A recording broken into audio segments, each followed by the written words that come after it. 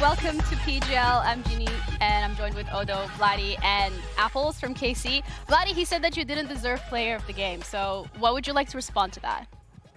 I think I deserved it. Like the first game, I think I won with 9th. The second game, I think I did some fancy plays. Even though my AD carry was 10-0 in both games. I think he's just auto-attacking. He's not doing anything basically. And Very humble player.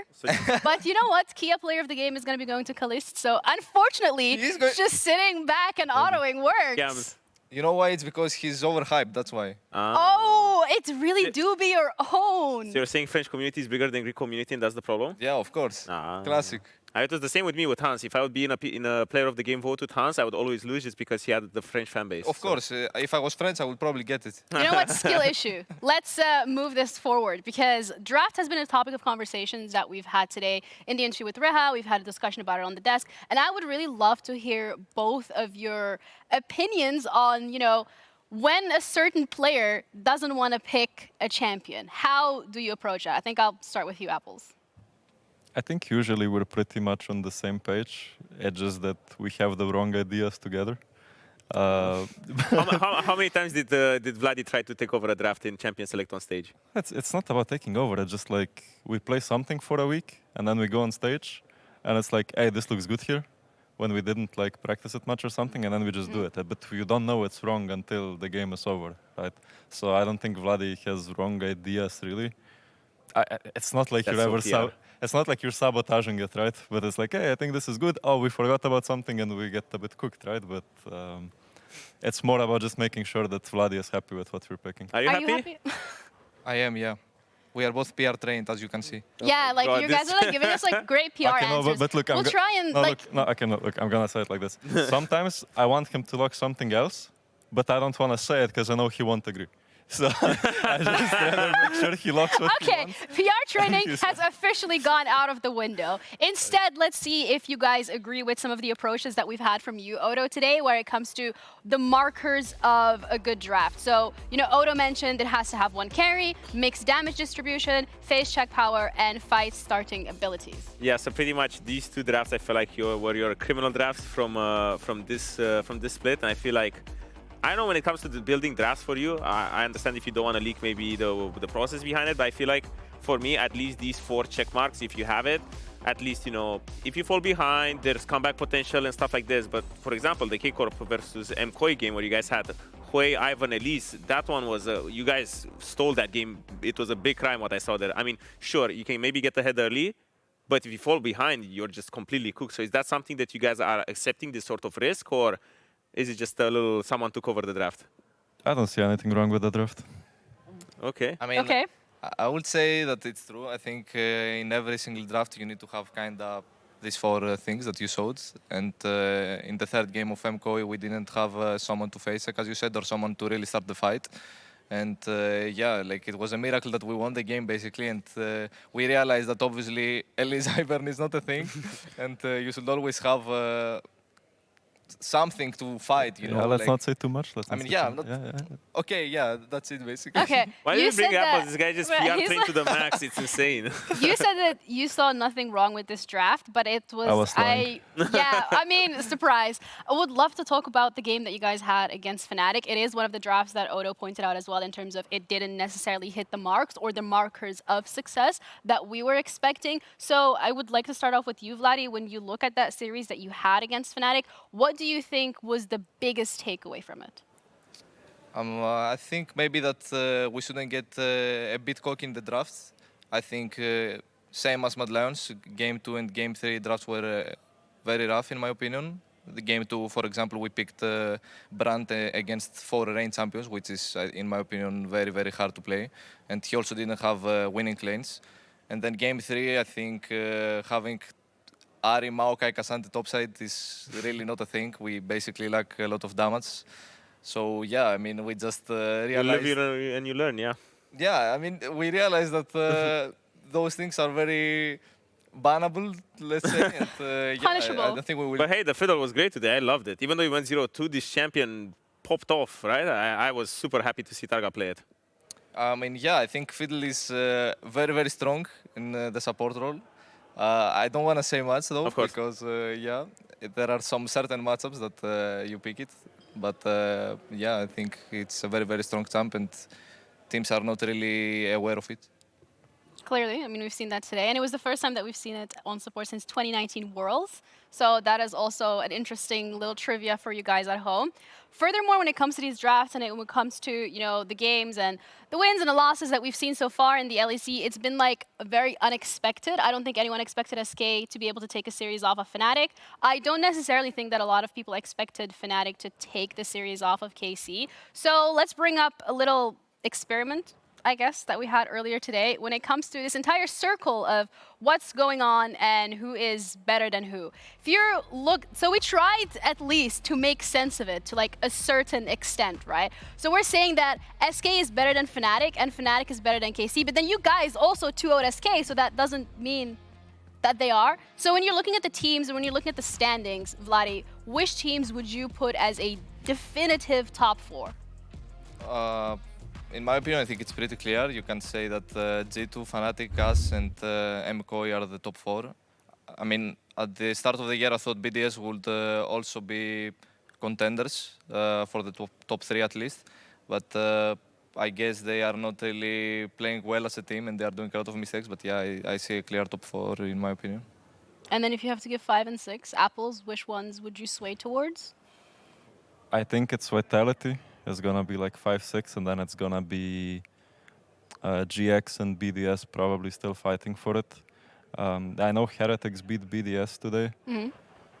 I think it was just a criminal day from BDS, but I think they're gonna pull it together. You have a lot of high hopes for BDS. Odo, are you like on the same page? Do you agree in terms of I do agree with the fact that like the top 4, it does seem to be a little bit more definitive, but that 5-6 slot, I can't get a grasp on it. 5-6 seems really impossible to predict because I feel like top 4 is, as Vladi said, it's quite clear, I think. But when you think at 5 and 6, it's just that everyone is beating everyone, everyone's losing to everyone. I feel like BDS had a criminal day because for me, my stonks on BDS go up to from up to low every single week. This week I'm like, they're gonna be good again. But now Heretics takes it, and now I'm like, well, now I think BDS sucks again. So it's really hard for me to put my finger on who I think 5 and 6 is as well, because then you have Vitality, who are good again, and they do the same thing. Then you have GX. They beat randomly someone from the middle of the pack, and now they're back, but then they're going to lose again. They're going to lose again? Okay, good to know. Hey, I have prayer. Yeah, yeah, cut the tape. Huh? Who are they playing next? GX? Us. Huh? No, that's next week. Who did they play? You know what? Let's talk about the standings, and then we have the schedule so that we don't actually have to like try and rub 2 brain cells together that we have collectively on this desk. Standings, I mean, G2's at the top. You guys have 1 loss so far. That was against Fnatic. It's shaping up a little bit. I would like to look towards the lower pack of things. I'm gonna start off with you, Apples, where when we're looking at Movistar Koi, it's 1 and 2, but we have kind of touched upon the fact that we are expecting them to do better. So does that mean you're looking for them to ramp up throughout the next couple of weeks? Yeah, I think they're just gonna win their games unless they play like G2 or Fnatic. I think Jojo is laning much better, but his problem is just team fighting, like he just chokes.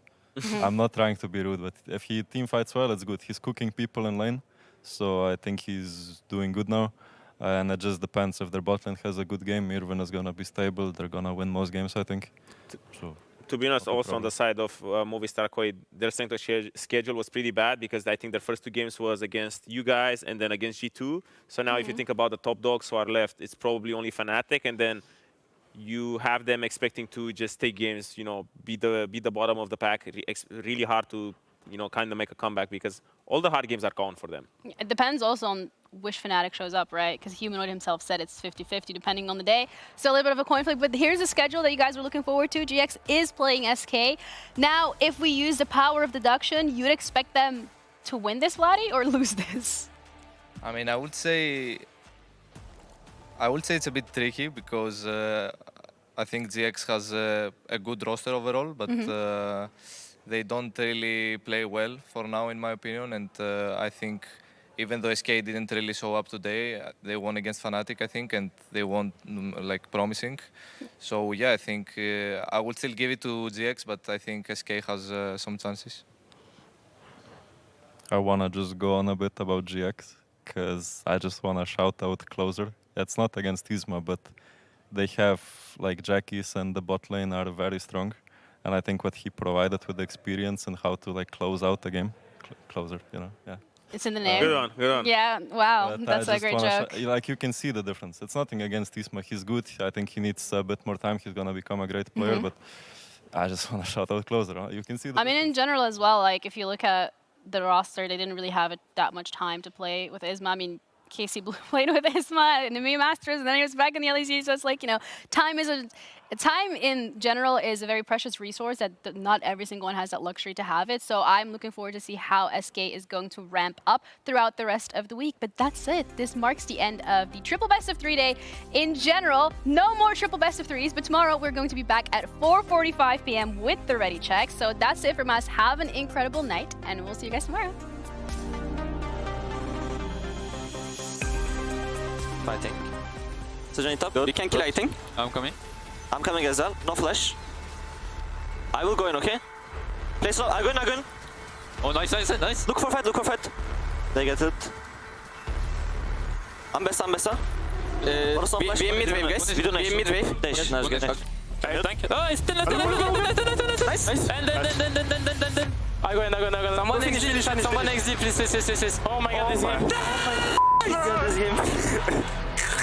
Oh my god, this game. Nice! Paris now taken out by Heretics. Camila going in. It's a flipping wing conductor! I told you! Never doubt the Heretics! Look Pantheon. I'm pushing them out. I can look Pantheon. Yeah. Pantheon. Not to this as well. Thank God. Bye, boys. If I win beast mode in this game, I'll play, guys. Nice. Holy shit. I need help, guys. I will hold you. Not sleep. Very good, guys. I send a flash. Look on the notice. Let's get first target now. Is it? Sorry, guys. Oh, yeah. They're turret. Slowly. Asia sitting. I can ulti. No, guys, left turret. All good. Chill out, guys. Chill out. I got it. Nice. Hey, someone can go on as well. Just keep fighting, guys. Just keep fighting. Ezreal offside. Fight. Bomba. Guys, LTB behind. Go. I can go. Look to there. I mean, yeah, kill Lilian. Yeah, they zoom. What the team fight. Good job. Attends. Will do so. Stuff goes in. Now it's Vladi as well. You can't walk your face first into the Pantheon Sin. Fleeing. Silence. Almost 0 health, but not quite 0 health. Yank about to get taken out. But he's just withdrawing. There's 200. Oh, then we got Vladi across the attack. Oh.